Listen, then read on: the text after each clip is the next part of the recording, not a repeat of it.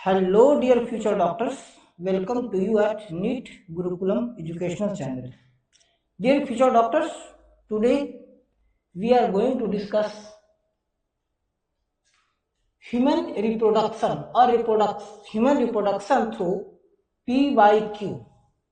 हम लोग human reproduction को PYQ के माध्यम से समझेंगे, रिवाइज करेंगे। अभी हम फर्स्ट 20 PYQ लिए हैं जो अलग अलग इरा में फर्स्ट 2 टॉपिक से इंट्रोडक्शन और ह्यूमन मेल रिप्रोडक्टिव सिस्टम से कुछ PYQs को हम लिए हैं और इन PYQs को डिस्कस करेंगे, समझेंगे। इसके माध्यम से हम लोग अच्छी तरह से अपने PYQ को समझते हुए हम रिवाइज करेंगे। 2019 और 2016 2019 और 2016 में पूछा गया था, select the correct sequence for transport of sperm cell in male reproductive system. करा मेल रिप्रोडक्टिव सिस्टम में स्पर्म सेल कैसे ट्रांसफर होता है। Testis, epididymis, vas efferentia, rete testis, inguinal canal, urethra. Option B, seminiferous tubules, rete testis, vas efferentia, epididymis, vas deferens, ejaculatory duct, urethra, urethral meatus. Seminiferous tubules, option C, seminiferous tubules, vas efferentia, inguinal canal and urethra. Option D, testis, epididymis, vas efferentia, vas deferens, ejaculatory duct, inguinal canal, urethra and urethral meatus. अब इनको solve करने के दो तरीके हैं। एक, या तो आपको पूरा फ्लो चार्ट दिमाग में हो, कंप्लीट हो, और आपको पता हो कि स्पर्म कहाँ बनता है, तो स्पर्म टेस्टिस में बनता है, टेस्टिस से एपिडिडाइमिस में आता है, एपिडिडाइमिस से फिर ये वास डिफरेंस में आता है, सेमिनल वेसिकल, इजैकुलेटरी डक्ट से होता हुआ ये एंड होता है यूरेथ्रा में, पेनिस के यूरेथ्रा में। एक तो ये आपको पाठ पता हो तो कम से कम, इतना नहीं तो कम से कम हम लोग इसमें 2-3 मेथड यूज करेंगे। सबसे पहले हम लोग इसमें जो ओमिशन मेथड यूज करेंगे, मतलब देखेंगे, स्पर्म की बात हो रही है ना बेटा, तो स्पर्म बनता कहाँ है, टेस्टिस से। तो जाहिर है अगर टेस्टिस में बनता है तो उसकी जर्नी टेस्टिस से ही स्टार्ट होगी, जहां बनेगा, जहां से रिलीज होगा वहीं से ना स्टार्ट होगा। इट मीन्स ऑप्शन बी कहता है सेमिनिफेरस ट्यूब्यूल्स, तो पहले ऑप्शन बी गलत हो गया और ऑप्शन सी भी गलत हो गया, क्योंकि सेमिनिफेरस ट्यूब्यूल्स में तो बनता नहीं है, ये बनता कहाँ है, टेस्टिस में। अब रह गई बात ऑप्शन ए, टेस्टिस। अब देखिए, टेस्टिस, एपिडिडाइमिस, वास एफरेंसिया, रेटे टेस्टिस, इंग्विनल कैनाल और यूरेथ्रा, रेटे टेस्टिस, इंग्विनल कैनाल और यूरेथ्रा। तो देखिए आ गया वास deferens, seminal vesicle, ejaculatory duct यहां से होता हुआ आता है, ये देखिए आपको यूरेथ्रा में आकर एंड होता है। तो करेक्ट सीक्वेंस में आ गया, वास एफरेंसिया से वास डिफरेंस में आएगा, एपिडिडाइमिस से फिर नहीं आएगा, एपिडिडाइमिस सॉरी वास एफरेंसिया से वासा डिफरेंस में आएगा, तब जाकर ये इजैकुलेटरी डक्ट, इंटेग्नल कैनाल और लास्ट में यूरेथ्रल मेटस में होगा। नहीं सॉरी ये वासा एफरेंसिया से रेटे टेस्टिस, इंग्विनल कैनाल और यूरेथ्रा से निकलेगा। रिलीज हो रहा है, कहां से रिलीज हो रहा है, यूरेथ्रा से। अब देखिए कहां से रिलीज हो रहा है, कहां पर प्रोड्यूस हो रहा है, तो टेस्टिस से प्रोड्यूस हो रहा है और यूरेथ्रा में आकर एंड हो रहा है,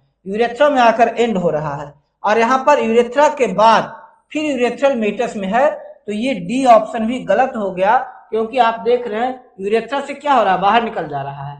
यानी करेक्ट ऑप्शन है इसका ऑप्शन ए। करेक्ट ऑप्शन बेटा ऑप्शन ए। तो हम कैसे समझे, इमिशन मेथड लगाए, इमिशन मेथड लगाए और थोड़ा सा दिमाग लगाए। क्या हम देखे कहां बना और कहां से रिलीज हुआ, कहां से बना और कहां बॉडी से रिलीज हुआ, तो हमको इसी में क्लियर हो गया। चलिए अब क्वेश्चन नंबर 2 जो नीट 2017 का है, question number 2, human reproduction capacitation occur in. तो पहले समझिए कैपेसिटेशन क्या होता है। पूछा कैपेसिटेशन, कैपेसिटेशन कहां हो रहा है, क्वेश्चन नंबर 2 यहां है, कैपेसिटेशन कहां हो रहा है। तो कैपेसिटेशन क्या है, कैपेसिटेशन क्या है, it is physiological change in spermatozoa. Sperm में होने वाला वह फिजियोलॉजिकल चेंज है जो इसकी फर्टिलाइजिंग कैपेसिटी को बढ़ाता है और ओवम की पेनिट्रेशन कैपेसिटी को बढ़ाता है। यानी कैपेसिटेशन स्पर्म में होने वाला वह चेंजेज है, कैपेसिटेशन कैपेसिटेशन स्पर्म में होने वाला वह चेंज है जो क्या करता है, स्पर्म की पेनिट्रेशन कैपेसिटी को बढ़ाता है। ये किसके लिए जरूरी है, स्पर्म को oocyte को फर्टिलाइज करने के लिए जरूरी है। अब कुछ समझ में आ रहा है, कुछ समझ में आ रहा है, इतना से केवल कैपेसिटेशन का डिफिनीशन पकड़िए।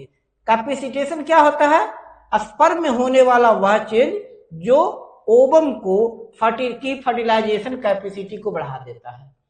अब आ रहा है इसमें ओवम की फर्टिलाइजेशन की बात हो रही है, तो जाहिर है ओवम फर्टिलाइज कहां होगा, ओवम फीमेल रिप्रोडक्टिव सिस्टम में है, ओवम फीमेल रिप्रोडक्टिव सिस्टम में है, तो जाहिर है जब ओवम फीमेल रिप्रोडक्टिव सिस्टम में है तो फिर ओवम का कैपेसिटेशन भी फीमेल रिप्रोडक्टिव ट्रैक्ट में ही होगा, मेल रिप्रोडक्टिव सिस्टम में नहीं होगा।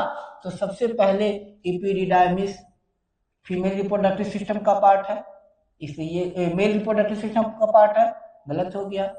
और वासा डिफरेंस ये भी मेल रिप्रोडक्टिव सिस्टम का पार्ट है, और रेटे टेस्टिस भी किसका, मेल रिप्रोडक्टिव सिस्टम का पार्ट है। जबकि कैपेसिटेशन कहां हो रहा है, कैपेसिटेशन क्या है, स्पर्म की वह एबिलिटी, वह कैपेसिटी जिसमें ओवम को पेनिट्रेट करेगा, ओवम को फर्टिलाइज करेगा। तो ये कहां होता है, capacitation capacitation female reproductive tract या वजाइना में होता है। साफ करो ना, फीमेल रिप्रोडक्टिव ट्रैक्ट और वजाइना। कैपेसिटेशन रेफर्स टू, ये भी आ गया, capacitation refers to change in. अब कैपेसिटेशन किसमें चेंज की बात हो रही है, ओवम में नहीं, कैपेसिटेशन में ओवम में चेंज नहीं हो रहा है, ओवम में नहीं हो रहा है, स्पर्म में हो रहा है। कब, फर्टिलाइजेशन के बाद कि फर्टिलाइजेशन के पहले। अरे भैया जब फर्टिलाइज हो गया तो फिर क्या जरूरत है किसी चीज की, फिर तो स्पर्म की क्या रोल खत्म हो गया, तो ये भी रोल खत्म है। Oh sorry sorry sorry sorry, तो ये भी खत्म हो गया, ऑप्शन सी भी खत्म हो गया, ऑप्शन सी भी खत्म हो गया after fertilisation. Correct answer is option D, साफ लिखा है ना, for penetration of ovum during capacitation. अब यहां से ये हो गया फ्यूचर पर्सपेक्टिव क्वेश्चन। क्या पूछ सकता है, what happens during capacitation, what happens during capacitation. तो कैपेसिटेशन के दौरान देखिए क्या होता है, कोलेस्ट्रॉल वेसाइकल रिमूव होता है एक्रोसोम से। कैपेसिटेशन के दौरान क्या होता है, एक्रोसोम से कोलेस्ट्रॉल वेसाइकल रिमूव होता है।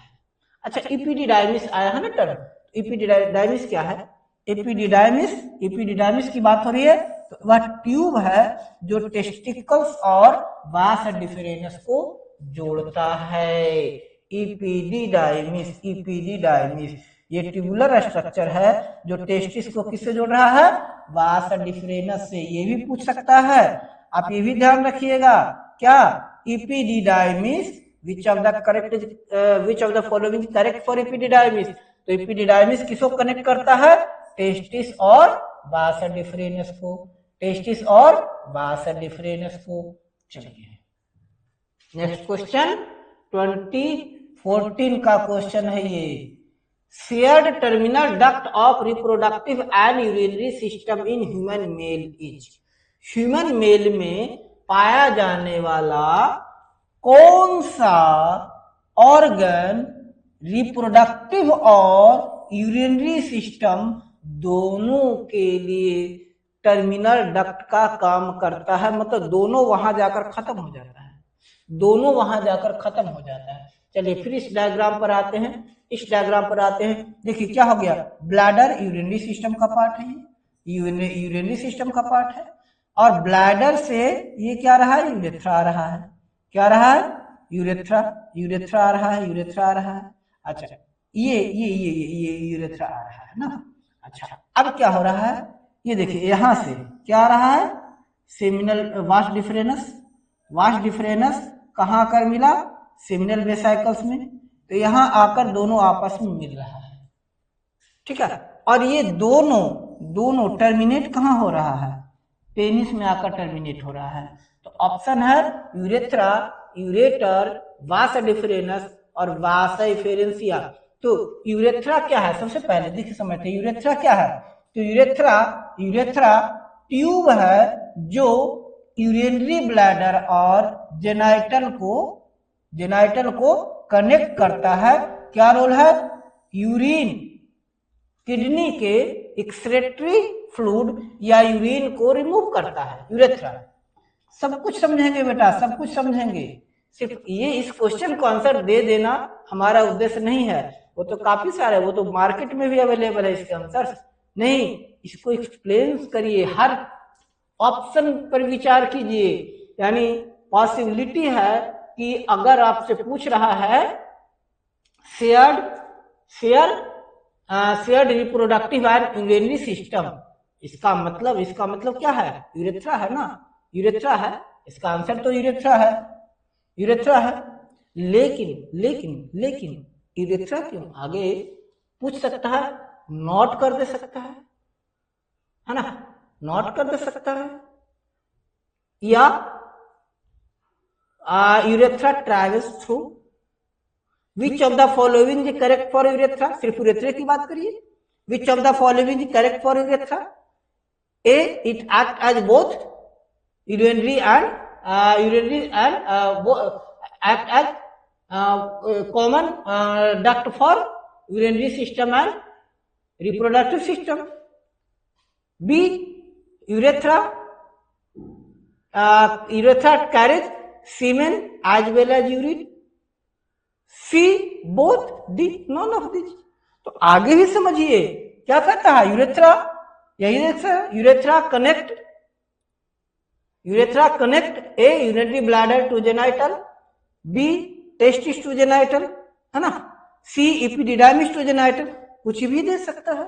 तो आप यहां ध्यान रखिए कि यूरेथ्रा किसको कनेक्ट करता है, यूरिनरी ब्लैडर और जेनाइटल को कनेक्ट करता है। ये किडनी के फ्लूइड को रिमूव करने में हेल्प करता है, ये पेनिस से पास होता है और सीमेन और यूरिन दोनों को कैरी करता है। ये भी पूछ सकता है, urethra carries A semen, B urine, D both urine and semen, C both urine and semen, D none of these, ठीक है। अब वास एफेरेंसिया क्या करता है, transportation of sperm from rete testis to epididymis. एकदम ध्यान रखिए, वास एफेरेंसिया क्या करता है, स्पर्म के ट्रांसपोर्टेशन में इसका रोल है। वास एफेरेंसिया स्पर्म को ट्रांसपोर्ट करता है, कहां से, रेटे टेस्टिस से इपिडिडाइमिस में, रेटे टेस्टिस से इपिडिडाइमिस में, by the contraction of smooth muscles. It helps in reabsorption of luminal fluid, which leads to increase in concentration of sperm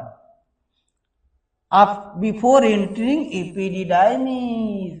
वास एफेरेंसिया क्या करता है, लुमिनल फ्लूइड को रीअब्जॉर्ब कर लेता है, जिसके कारण एपिडिडाइमिस में इंटर होते समय स्पर्म का कंसेंट्रेशन बढ़ जाता है। और वासा डिफरेंस क्या था, ये तो वासा डिफरेंसिया की बात हो गई। देखे ना, वासा डिफरेंस क्या है, इसको कनेक्ट करता है एपिडिडाइमिस टू, आप कह सकते हैं एपिडिडाइमिस टू पेनिस कह सकते हैं, और urethra, epididymis to urethra.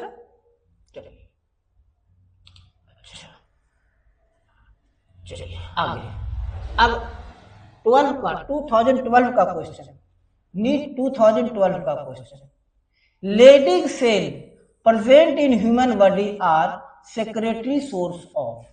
Lending cell क्या सेक्रेट करता है, तो पहले समझिए लेडिंग सेल का रोल, हाइपोथैलेमस जीएनआरएच रिलीज करता है। ये जीएनआरएच एंटेरियर पिट्यूटरी ग्लैंड में आता है। कहाँ रहा है, एंटेरियर पिट्यूटरी ग्लैंड में आया।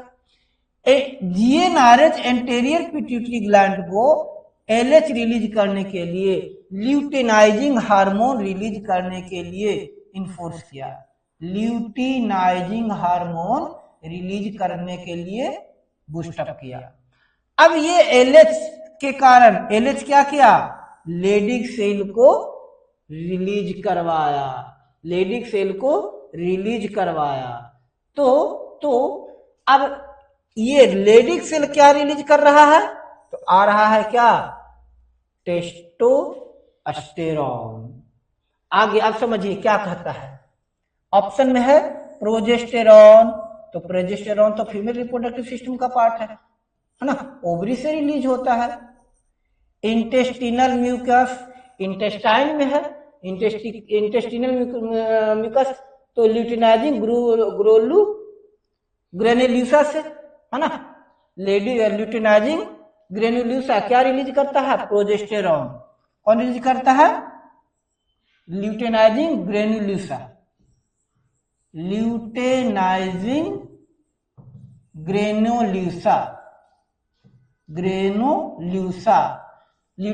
ग्रेनुलोसा में कौन सा सेल है, थेसा सेल। तो प्रोजेस्टेरॉन थेसा सेल रिलीज करता है, थेसा सेल रिलीज करता है। इंटेस्टिनल मसल, जाहिर है इंटेस्टाइन में पाया जाता है, इंटेस्टिनल मसल, ये क्रोमाफिन सेल एड्रिनल कॉर्टेक्स का एंड्रोजन ये रिलीज करता है। अच्छा, एंड्रोजन एड्रिनलिन करता है। ग्लूकागॉन का संबंध कहाँ चला गया, इसके भी लेडिंग सेल से रिलीज नहीं है, तो लेडिंग सेल किसको रिलीज करता है, एंड्रोजन। कहाँ पाया जाता है, पहले लेडिंग सेल कहाँ पाया जाता है, टेस्टिस में। ये इंडोक्राइन पोर्शन ऑफ टेस्टिस है, इंडोक्राइन का मतलब जो अपनी सेक्रेशन को ब्लड में नहीं मिलाता है, अगर ब्लड मिला दिया तो एक्सोक्राइन हो, इंडोक्राइन ब्लड मिलाता है, इंडोक्राइन जो अपनी सेक्रेशन को ब्लड मिलाता है। कहाँ प्रेजेंट रहता है, सेमिनिफेरस ट्यूब्यूल्स के बीच रहता है। लेडिंग सेल सेमिनिफेरस ट्यूब्यूल्स के बीच पाया जाता है। ये एंड्रोजन या male sex hormone testosterone release करता है। क्या सेक्रेट करता है, लेडिंग सेल क्या सेक्रेट करता है, तो ये सेक्रेट करता है एंड्रोजन या टेस्टोस्टेरोन। तो एंड्रोजन है तो एंड्रोजन हो गया।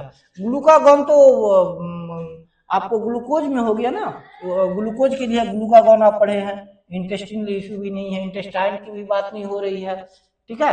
चलिए एड्रिनलिन, चलिए हो गया। अब आगे बढ़ते हैं, अगला है Sertoli cells are found in, Sertoli cells कहाँ पाया जाता है? Sertoli cells ovaries and secretes, ovaries and secretes progesterone. Sertoli cell, Sertoli cell कुछ याद आ रहा है? सर्टोली सेल देखिए, ये सर्टोली सेल है, सर्टोली सेल है, सर्टोली सेल है, ये ओवरी में तो है नहीं। Adrenal cortex and secrete adrenaline, Sertoli cell, Sertoli cell आपको दिख रहा है, इसका स्पर्मेटोजेनेसिस में रोल है। किसमें रोल है?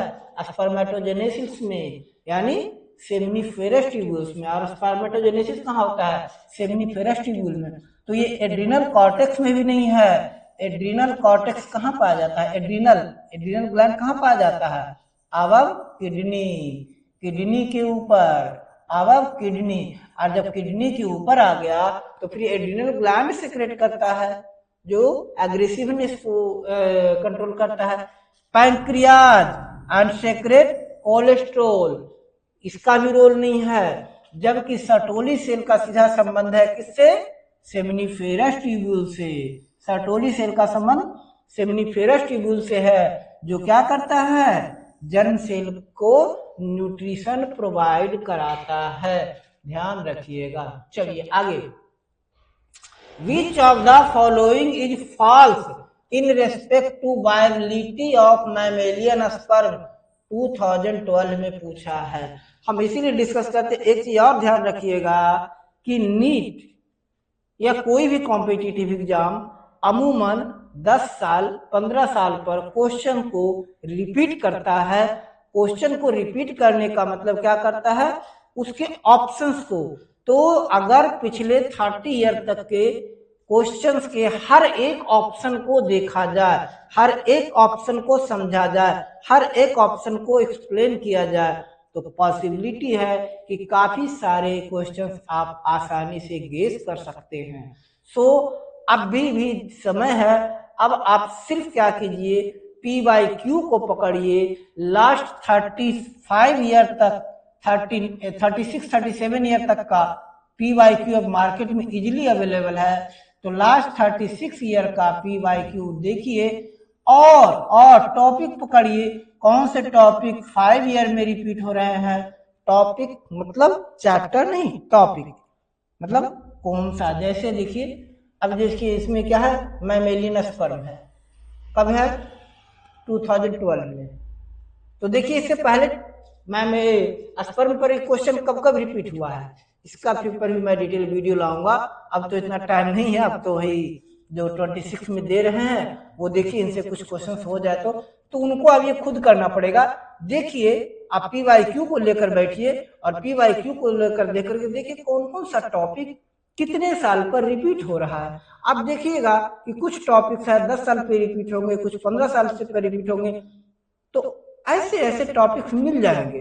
मतलब तो कुछ टॉपिक से 2 से 3 बार क्वेश्चन आ गया है, तो 2 से 3 बार आया है, वो किस ईयर में आया है। जैसे अगर 26 में देने जा रहे हैं तो आप बेसिकली 21 का देखिए, फिर आप 16 को देखिए, 2011 का देखिए, 2006 का देखिए, फिर आप देख लीजिए,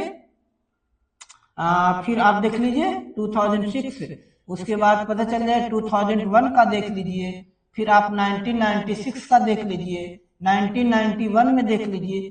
देखिए किस तरह से रिपीटेशन का क्या पैटर्न चल रहा है। उस पैटर्न को एक बार देख जाइए और वो जो रिपीट हो रहा है उस पर थोड़ा मास्टरी कर जाइए, उस पर कमांड कर लीजिए, उस पर फोकस कर लीजिए। जाहिर है 2-4 क्वेश्चन भी बढ़ जाएगा। तो 2-4 क्वेश्चन बहुत मैटर कर रहा है। चलिए आगे। तो कह रहा है which of the following statement is false in respect to viability of mammalian sperm. Mammalian sperm के बारे में कौन सा ऑप्शन गलत है? पहला, sperm is viable for up to 24 hour. पहला कहता स्पर्म 24 आवर तक वायबल है, मतलब 24 आवर तक जिंदा रहता है, 24 आवर तक एक्टिव रहता है। उसके बाद उसकी वायबिलिटी एक्टिविटी कम हो जाती है। तो यही ऑप्शन गलत है। स्पर्म जो है 48 to 72 आवर तक इसकी वायबिलिटी होती है। इसकी वायबिलिटी 48 to 72 आवर्स तक होती है। Survival of sperm depends on pH of medium and is more active in alkaline medium. ये बिल्कुल सही बात है कि स्पर्म 7.4 से 8 पीएच के मीडियम में सबसे ज्यादा एक्टिव होता है और इसके लिए बेस्ट पीएच है। स्पर्म के सर्वाइवल के लिए बेस्ट पीएच कौन सा है? 7.4 to 8। 7.4 to 8 अगर नहीं याद रखिएगा तो कम से कम ये याद रखिएगा कि स्पर्म के लिए अल्कलाइन मीडियम बेस्ट है। Alkaline medium acidic medium best नहीं होता है और इसको आगे हेल्प भी करता है अल्कलाइन मीडियम। सीमेन का भी मीडियम अल्कलाइन होता है। अच्छा आगे, viability of sperm is determined by the mobility. ये भी सही है। Sperms are suspended in seminal fluid which is produced in seminal vesicle. तो कह रहा है क्या कि जो स्पर्म की वायबिलिटी है ये उनकी मोबिलिटी के द्वारा डिटरमाइंड होती है।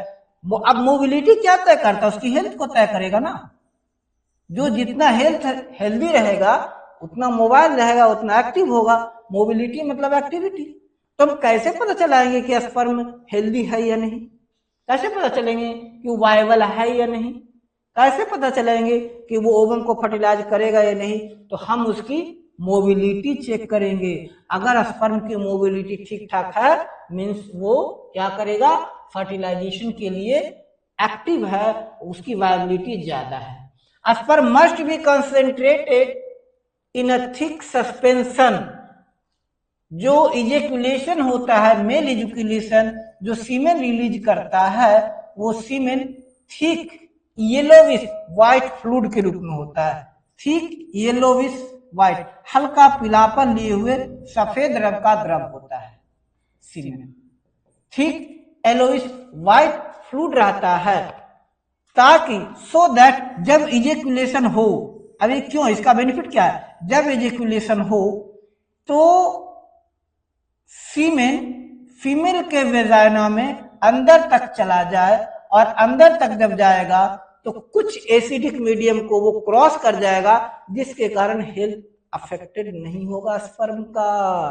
फीमेल वेजाइना का मीडियम एसिडिक होता है तो सीमेन को उस एसिडिक मीडियम को क्रॉस करना होगा। अब आगे थोड़ा सा हम सीमेन के बारे में जाने तो कह रहा etch ejaculation contain 200 to 5 million of sperm और 2 to 5% ऑफ सीमेन। एक इजेकुलेशन में 200 से 5 मिलियन 100 मिलियन स्पर्म होते हैं। ये सीमेन क्या होता है? ठीक होता है। 25 से 30% सीमेन बेस इसमें पाया जाता है। फ्रक्टोस रिच फ्लूइड होता है, इसमें फ्रक्टोस ज्यादा होता है और सीमेन बेस का 65 से 70% तक फ्रक्टोस होता है जो नूरिशमेंट प्रोवाइड कराता है। इनका व्हाइट कलर प्रोस्टेट सेक्रेशन इनको सीमेन का कलर येलोइश व्हाइट देता है जिसमें एंजाइम, सिट्रिक एसिड और न्यूट्रिएंट पाया जाता है। क्या पाया जाता है? फ्रक्टोस रिच फ्लूइड रहता है, व्हाइट कलर का होता है, इसमें सिट्रिक रहता है, एंजाइम्स रहता है, सिट्रिक एसिड रहता है और न्यूट्रिएंट रहता है। चलिए नेक्स्ट क्वेश्चन क्वेश्चन नंबर 10 पर आ गए। 9 if for some reason vasa differentia in the human reproductive system gets block. क्या हो गया? वासा डिफरेंशिया अगर किसी कारण से ब्लॉक हो गया।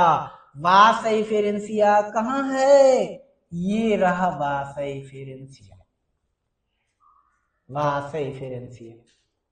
डिफरेंशिया। अब अगर ये वासा डिफरेंशिया ब्लॉक हो गए, जितने वासा डिफरेंशिया है सारे के सारे वासा डिफरेंशिया ब्लॉक हो गए तो क्या होगा? गैमेट कहां से कहां ट्रांसपोर्ट नहीं होगा। तो वासा डिफरेंशिया किसको कनेक्ट करता है? बहुत इंपॉर्टेंट पॉइंट याद रखिएगा। वासा डिफरेंशिया किसको किसको कनेक्ट करता है? वासा इफेरेंसिया किसको कनेक्ट करता है? वासा इफेरेंसिया किसे कनेक्ट करता है? ये देखेंगे हम लोग। वासा इफेरेंसिया किसे कनेक्ट कर रहा है? बोला जाए, वासा इफेरेंसिया किसे कनेक्ट कर रहा है? तो वासा इफेरेंसिया कनेक्ट कर रहा है रेटे टेस्टिस को किससे? एपिडिडाइमिस को। किसको कनेक्ट कर रहा है? रेटे टेस्टिस को एपिडिडाइमिस से। समझिए, वासा इफेरेंसिया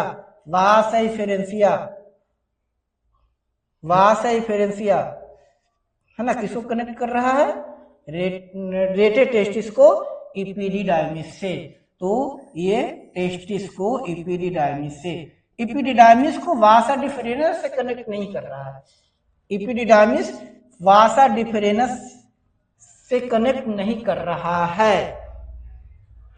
ओवरी को यूट्रस से कौन कनेक्ट करता है? ओवरी और यूट्रस को कौन कनेक्ट करता है? तो ओवरी और यूट्रस को तो कनेक्ट करता ही नहीं है। Oh sorry, fallopian tube. Ovary uterus fallopian tube है। नहीं, सॉरी, ओवेरियन लिगामेंट। ओवरी को यूट्रस से ओवेरियन लिगामेंट कैरी करता है। वजाइना को यूट्रस से, तो वजाइना को यूट्रस से कनेक्ट करने वाला है नहीं, क्योंकि वजाइना कहीं और है, यूट्रस कहीं और है। ये फीमेल रिप्रोडक्टिव सिस्टम में आप पढ़िएगा, देखिएगा। जैसा करेक्ट आंसर हो गया टेस्टिस टू एपिडिडाइमिस। अगला question, testis in human are situated outside abdominal cavity.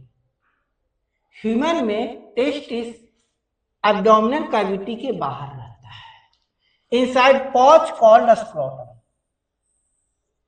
देखिए, क्वेश्चन को थोड़ा सा ट्विस्ट किया। कह रहा है क्या कि ह्यूमन में टेस्टिस एब्डोमिनल कैविटी के बाहर एक पाउच में या स्क्रोटम में सिचुएटेड रहता है, बाहर। इसका पर्पस क्या है? नीट 2011 में पूछा था, क्या पर्पस है? हाँ, इस पर खासा दाब लगा सकते हैं। 15 साल के बाद ये क्वेश्चन है, तो ये आप ध्यान रखिएगा, इस क्वेश्चन के इस पॉइंट्स को ध्यान रखिएगा, इसमें क्या ध्यान रखिएगा? पहला पॉइंट, इजी पूछना है तो पूछ लेगा कि विच of the following is correct. इसको स्टेटमेंट बना के दे देगा, दो ही तो स्टेटमेंट बनाना है, स्टेटमेंट ए और स्टेटमेंट बी। उसके बाद 4 ऑप्शन दे देगा, स्टेटमेंट ए सही है कि बी सही है, कि ए और बी दोनों सही है कि दोनों गलत है। बस 2 स्टेटमेंट इसे बना दिया, ध्यान रखिएगा। तो पहला स्टेटमेंट तो ही बना देगा, statement A, testis is situated outside human body in loose pouch of skin called scrotum. NCERT का पेज लाइन उठाएगा, एनसीईआरटी का ही लाइन, एनसीईआरटी का लाइन ही कहता है। इस पे हमारा वीडियो बना हुआ है एनसीईआरटी का, देखिए। तो कह रहा है कि क्यों? To maintain scrotal temperature lower than internal body temperature. पहला रीजन, क्या रीजन है इसका? पहला reason, maintaining the scrotal temperature, ताकि स्क्रोटम का टेम्परेचर नॉर्मल बॉडी टेम्परेचर से लो हो। B, escaping any possible compression by visceral organ मतलब हमारे बॉडी की बोनलेस ऑर्गन, विसरल ऑर्गन की पॉसिबल कंप्रेशन, उसको दबा न दे, इससे बचाने के लिए providing more space for growth of epididymis को ग्रो करने के लिए स्पेस मिले, इस कारण वो बाहर रहता है। या providing secondary sexual feature for exhibiting male sex, या सेकेंडरी फीचर को प्रमोट करने के लिए। क्यों स्क्रोटम के बाहर लूज पाउच में क्यों रहता है?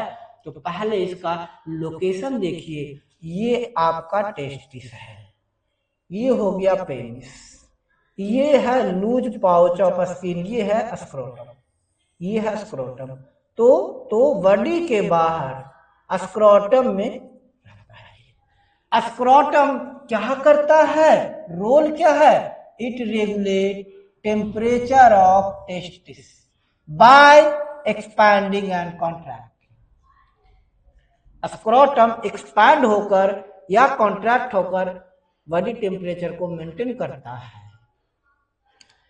अगर टेम्परेचर ज्यादा है तो स्क्रोटम एक्सपैंड कर जाएगा, यदि टेम्परेचर कम है तो स्क्रोटम कोलैप्स कर जाएगा और टेस्टिस को बॉडी के अंदर की ओर खींच लेगा। Scrotum facilitate heat exchange between blood flowing into testis via arteries and spermatic cord flowing out of testis via veins in the spermatic cord। ये कहता है स्क्रोटम क्या कहता है कि स्पर्मेटिक कोड के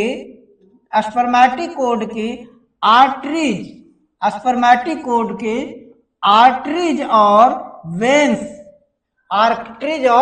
वेंस के थ्रू ब्लड की ट्रांसफर को हीट एक्सचेंज को मैनेज करता है। This result in pre cooling of blood before entering testis, although pre-cooling mechanism can only regulate testicular temperature। तो कह रहा है क्या, और ये जो है क्या करता है कि जो ब्लड फ्लोइंग का रहता है टेस्टिस से अंदर और बाहर आर्टरीज और वेंस के द्वारा, ये क्या करता है कुछ एक तक क्या करता है, टेम्परेचर को रेगुलेट करता है।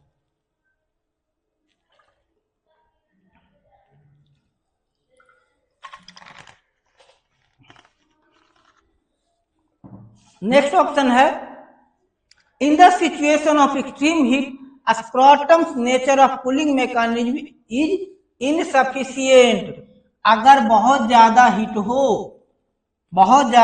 हो, टेम्परेचर बहुत ज्यादा हो, तो स्क्रोटम का जो नेचुरल कूलिंग सिस्टम है जिसमें हीट एक्सचेंज होता है आर्टरीज और वेंस के बीच, ये भी ध्यान रखिएगा, स्क्रोटम का नेचुरल कूलिंग मैकेनिज्म क्या होता है, एक्सचेंज ऑफ हीट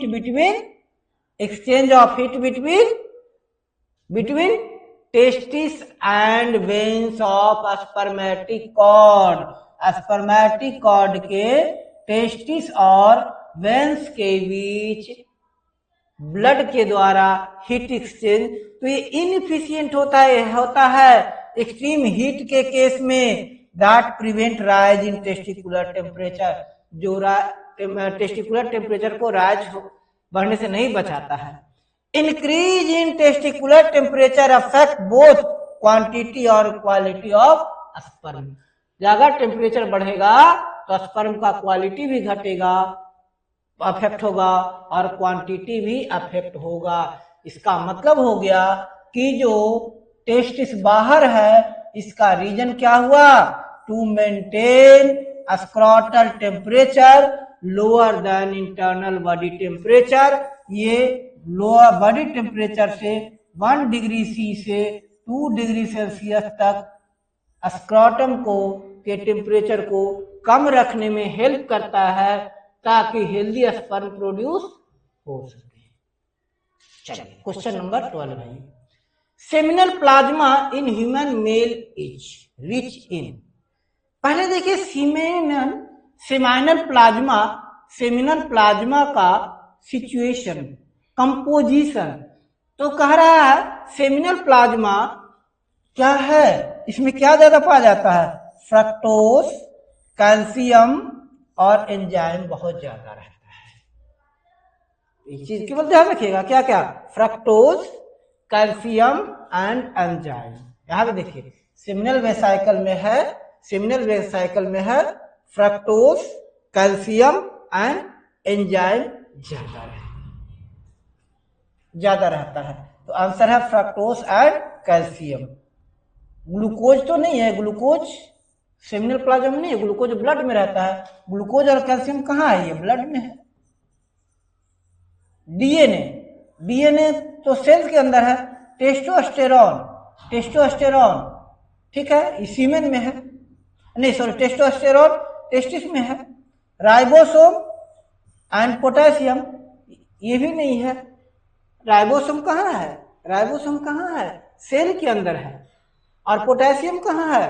ये वाटर बैलेंसिंग में, मिनरल बैलेंसिंग में हेल्प करता है ना। सोडियम आयन पंप पढ़े होंगे, है ना। चलिए next question, which of the following about human sperm is correct? Human sperm के बारे में कौन सा स्टेटमेंट करेक्ट है?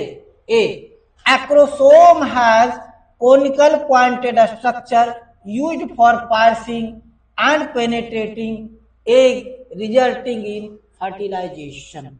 स्पर्म की ही एक्रोसोम की बात करिए, ये एक्रोसोम है, ये एक्रोसोम है, ये एक्रोसोम है ना, एक्रोसोम है ना, ये एक्रोसोम। तो ये क्या है? पॉइंटेड है, कोनिकल पॉइंटेड स्ट्रक्चर है, जो किसमें हेल्प करेगा?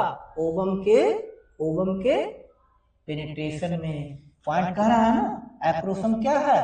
Small pointed structure situated at the tip of nucleus. Nucleus हो गया, ये न्यूक्लियस के टिप पर पाया जाने वाला स्ट्रक्चर है। ये क्या करता है? फर्टिलाइजेशन से पहले ब्रेक डाउन होता है और ये हाइड्रोलिटिक एंजाइम रिलीज करता है, जो क्या करता है? फोलिकल सेल के बीच, जो फोलिकल सेल के बीच जो फोलिकल सेल के पेनिट्रेशन को हेल्प करता है। ठीक है, फोलिकल सेल के पेनिट्रेशन को हेल्प करता है between follicle cell that surround ovum, thus fertilization takes place, facilitate fertilization। ठीक है बेटा, ठीक है बेटा। क्या कह रहा है? क्या कह रहा है? क्या कह रहा है?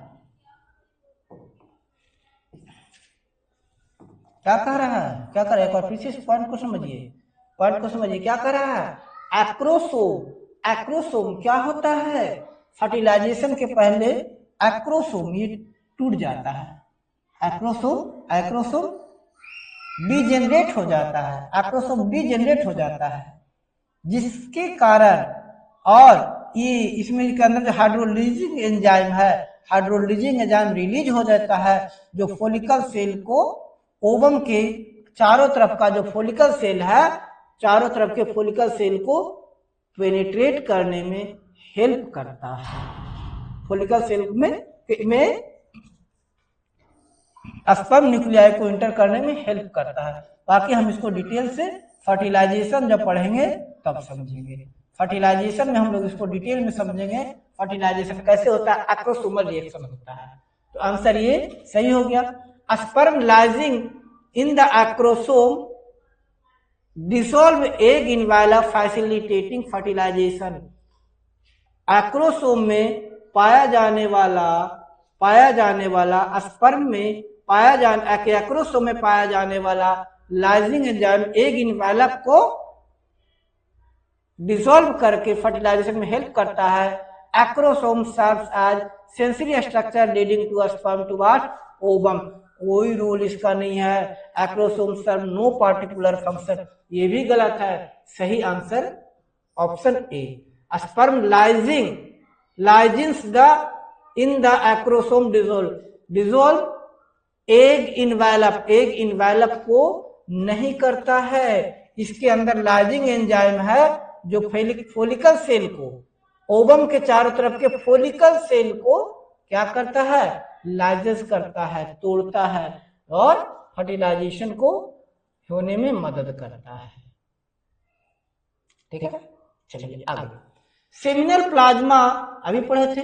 Seminal plasma is rich in, किसमें रिच होता है? Rich in fructose, calcium, has no enzyme, गलत है।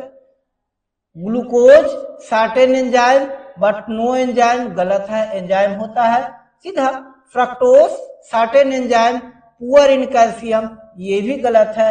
आंसर है fructose, calcium and certain enzyme. कैसे पकड़े? कैल्शियम का इसमें कोई संबंध ही नहीं है। ए और बी गलत हो गए और सी भी गलत है, तीनों में दे रहा है। ओ सॉरी, नहीं ये तो सही बात है, कैल्शियम है। फ्रक्टोज, कैल्शियम, ये दोनों तो गलत हो गया। कहा था नो एंजाइम, जबकि सेमिनल वेसिकल्स में, सेमिनल प्लाज्मा में एंजाइम होता है। Fructose and certain enzyme poor in calcium. इसमें कहीं नहीं कह रहा है, इसमें सीधा लिखा है रिच इन कैल्शियम, इसमें कैल्शियम रिच होता है, ये कह रहा है कैल्शियम पुअर है, इसलिए गलत है। ये दोनों तो इसलिए गलत है कि कह रहा है क्या कोई एंजाइम नहीं रहता, जबकि एंजाइम रहता है, कुछ एंजाइम रहता है। सी कहता है पुअर इन कैल्शियम, नहीं कैल्शियम ज्यादा रहता है, सेमिनल प्लाज्मा में कैल्शियम की क्वांटिटी ज्यादा रहती है। आगे बात करेंगे फीमेल रिप्रोडक्टिव सिस्टम के क्वेश्चन। क्या कह रहा है, which of the following is not part of fallopian tube. Fallopian tube का पार्ट कौन नहीं है? यूटेराइन फंडस, एस्टमस, एम्पुला और infundibulum. Uterine fundus, uterine fundus किसका पार्ट है? ये यूट्रस का पार्ट है, ये यूट्रस का पार्ट नहीं है, यानी ऑप्शन ए। फैलोपियन ट्यूब क्या है? कह रहा है fallopian tubes are bilateral conduit between ovaries, ovaries, ovaries and uterus. Fallopian tube क्या ओवरी और यूट्रस को कंडक्ट को ज्वाइन करता है, यानी ओवरी से ओवम उठाता है और उसको यूटेरस तक लाता है। तो ये conduct between ovaries and uterus of female pelvis. Fallopian tube act as channel for oocyte transport and fertilisation. Fallopian tube oocyte transport और फर्टिलाइजेशन के चैनल के रूप में काम करता है, जो oocyte को ओवम को ओवम को ओवम को ओवम को कहा ओवरी से यूट्रस तक लाता है। Fallopian tubes are common aetiology of infertility as well as target of purposeful surgical sterilisation. ये इनफर्टिलिटी इसके कारण भी हो सकता है, अगर फैलोपियन ट्यूब में कोई कॉम्प्लिकेशन आ जाए, ब्लॉक हो जाए तो इनफर्टिलिटी होता है। जब ट्यूबेक्टोमी, आगे पढ़ेंगे, ट्यूबेक्टोमी जब किया जाता है, ट्यूबेक्टोमी में दोनों फैलोपियन ट्यूब को ही क्या कर दिया जाता है? बांध दिया जाता है। Fallopian tube act as site of ascending infection और चलिए next to statements. A, presence और absence of hymen is not reliable indicator of virginity. Hymen की बात आ रही है, 24 का क्वेश्चन है, हाइमन की बात आ रही है। हाइमन, हाइमन, हाइमन क्या है? तो करा hymen is a thin piece of tissue located at the opening of vagina. Hymen कहाँ प्रेजेंट रहता है? वजाइनल ओपनिंग पर। हाइमन कहाँ है? वजाइनल ओपनिंग पर। हाइमन में पोर्स भी होता है, थोड़ा सा छेद होता है, इसको ओपन होना चाहिए। क्यों ओपन होना चाहिए? To allow menstrual blood and normal secretion to exit through vagina. Vagina से अगर कुछ सेक्रेशन होता है, मेंस्ट्रुअल फ्लो होता है, बाहर निकले, इसके लिए जरूरी है कि हाइमन कहीं पर ओपन हो। Hymen comes in different shape, इसका शेप भी अलग होता है। Hymen could be torn during first coitus या insertion of vaginal tampon, sudden jolt, some sports even might be absent or persist after first coitus. करा hymen कब damage हो सकता है? फर्स्ट क्वाइटस के दौरान, जब महिला कोई पहली बार सेक्स रिलेशन बनाए इस दौरान। वेजाइनल टैम्पून के दौरान, वेजाइनल को ड्राई करने के लिए टैम्पून कुछ डाले तो भी वो टूट सकता है, डैमेज हो सकता है। सडन जॉल्ट, अचानक उछलने कूदने दौड़ने से भी ये डैमेज हो सकता है। कुछ स्पोर्ट्स में भी डैमेज हो सकता है। इवन फर्स्ट क्वार्टर्स के बाद एब्सेंट भी प्रेजेंट भी रह सकता है। तो ये तो not reliable test, statement A सही है। B, hymen torn during first quarters, ये भी सही है। हाइमेन फर्स्ट क्वार्टर्स के दौरान जनरली टॉर्न हो जाता, फट जाता है, इसलिए करेक्ट आंसर है statement A and B both are correct. आगे, vas deferens receives duct from seminal vesicles open into urethra as ejaculatory duct. सही है, वास डिफरेंस सेमिनल वेसिकल्स और यूरेथ्रा के बीच है। और वास इफेरेंसिया इपिडिडाइमिस और वास इफेरेंसिया कहाँ था? वास इफेरेंसिया कहाँ था? सेमिनिफेरस रेटे टेस्टिस को एपिडिडाइमिस से कनेक्ट करता है। वास इफेरेंसिया किसको? रेटे टेस्टिस को एपिडिडाइमिस से कनेक्ट करता है। तो वही कह रहा है statement B, A vas deferens receive duct from seminal vesicles open into urethra, यानी स्टेटमेंट ए सही है। B, cavity of cervix is called cervical canal which along with vagina forms birth canal. आगे देखेंगे बर्थ कैनाल की बात करते हैं तो बर्थ कैनाल में कहता है, बर्थ कैनाल के बारे में क्या कहा जाता है? Birth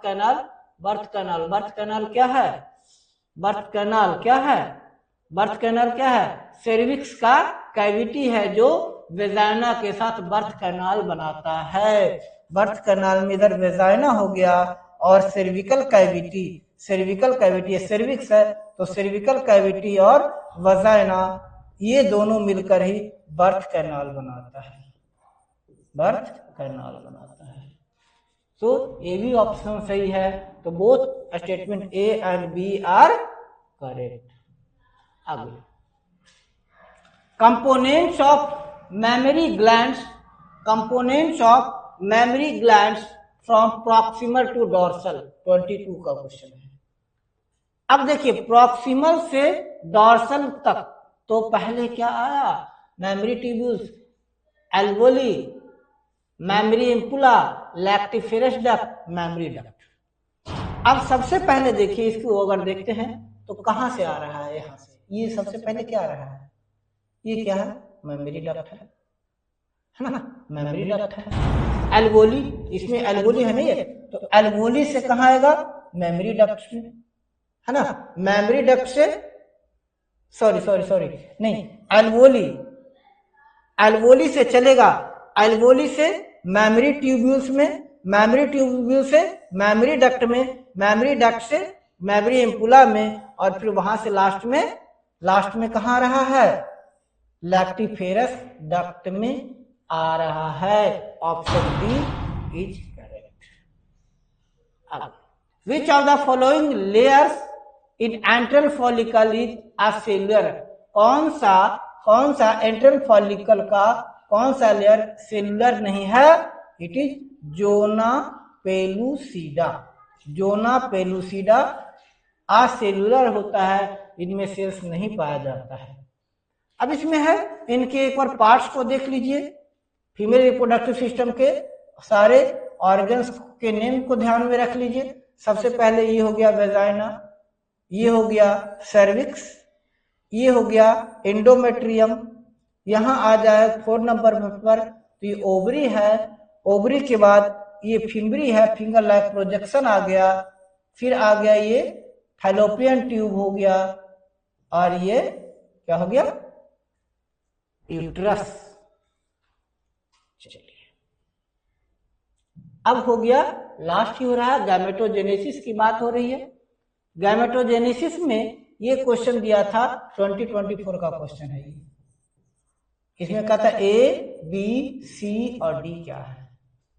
A B C D क्या है? ल्यूटेनाइजिंग हार्मोन ए। तो यहाँ जीएनआरएच 2 हार्मोन रिप्रेजेंट करता है, एलएच और एफएसएच। तो ये एफएसएच है, फॉलिकल स्टिमुलेटिंग हार्मोन है।